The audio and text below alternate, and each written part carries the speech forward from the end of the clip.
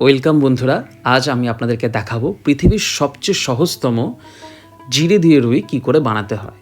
আর এই রেসিপিটা বানানোতে আমি আপনাকে বলতে চাই এটি কিন্তু শরীরের জন্য খুব ভালো।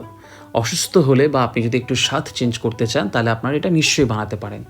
আমি একটা কথা নিশ্চয়ই বলতে চাই যে আমরা প্রচুর তেল আর মশলা দিয়ে যে কেউ খুব ভালো রান্না করতে পারবে, কিন্তু কম তেল আর কম মশলা দিয়ে যদি আপনি বাস্তবে ভালো রান্না করতে পারেন তাহলেই মানা হবে আপনি একজন ভালো শেফ বা কুক। এই রেসিপিটা করার জন্য সবচেয়ে ইম্পর্টেন্ট সেটা হচ্ছে একটু ধৈর্য, কারণ আপনাকে কষ্ট করে শিলনোড়াটা বের করতে হবে। আর তাতে কিছু আপনাকে লঙ্কা, 6-7টে লঙ্কা আর অল্প আদা বেটে নিতে হবে। বেটে নিলে আপনার রান্নার টেস্টটা অনেক ভালো হবে। গুরুত্বপূর্ণ তথ্য, আমি কিন্তু কোনো মাছই ভাজবো না। একটি পটে 200 থেকে 300 ml আমি জল দিয়ে সেটাকে ফুটিয়ে নেব। ততটুকুই জল দেবেন যতটুকু আপনার ঝোল প্রয়োজন।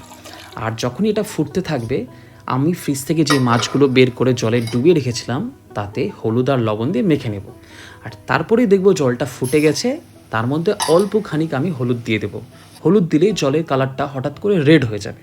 তাতে লবণও দিয়ে দেবো, আর যেটা বেটে রেখেছিলাম সেটাও দিয়ে আমরা নাড়িয়ে চাড়িয়ে নেব।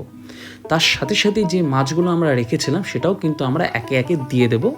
ভালো করে দিয়ে সেটাকে ঢেকে রাখতে হবে সেদ্ধ করার জন্য। মাছটা ভালো করে ঢেকে সেদ্ধ করবেন 10 মিনিট। আর এই 10 মিনিটের মধ্যেই আমরা দ্বিতীয় বাটাবাটিতে চলে আসবো। এটাতেও বেশি খাটনি নেই। একটা টমেটো, 1 চামচ জিরে আর 1 চামচ ধনে গুঁড়ো বা ধনে গোটা দিয়ে আপনাকে এটাকে ভালো করে মিহি মিহি করে বেটে নিতে হবে। গুরুত্বপূর্ণ কথা, আপনি এগুলো মিক্সচারেও করতে পারেন, কিন্তু এটাতে আপনার টেস্টটা অনেক বেশি আর ভালো প্রমিনেন্ট হয়ে যাবে। ইতিমধ্যে আমাদের দেখতে হবে যে মাছটা ভালো করে কিন্তু সেদ্ধ হয়ে গেছে।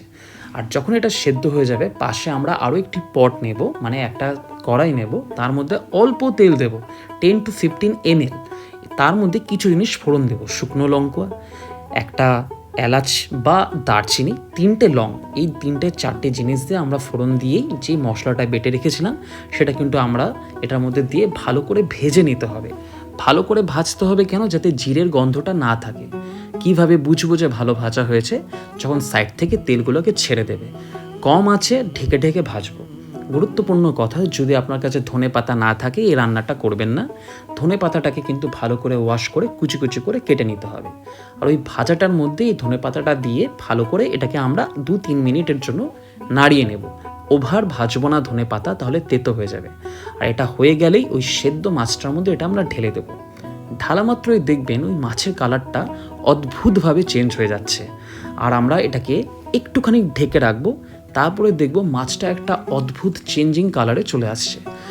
এরপরে সবচেয়ে গুরুত্বপূর্ণ জিনিস, আমরা গন্ধরাজ লেবু দেব ম্যাক্সিমাম 10 ফোঁটা, তার চেয়ে কিন্তু আমরা বেশি দেব না। আর এটা দিলেই মাছের গ্রেভিতে একটা অদ্ভুত অ্যারোমা চলে আসবে, যেটা আপনার ডিশটাকে একটা অদ্ভুত সুন্দর বানিয়ে তুলবে। গুরুত্বপূর্ণ কথা, চিনি ইউজ করব না। এটা একটি হেলদি ডিশ, আর this is beyond your imagination. আপনি এটা টেস্ট করলে বুঝতে পারবে অসম্ভব ভালো। হ্যাঁ, আমি 3টা মাছ নিয়েছি, কেন কি মাছ আমার কাছে সবজির মতো। ট্রাই করে দেখুন, দিস ইজ দ্য বেস্ট মাছের রেসিপি। Thank you.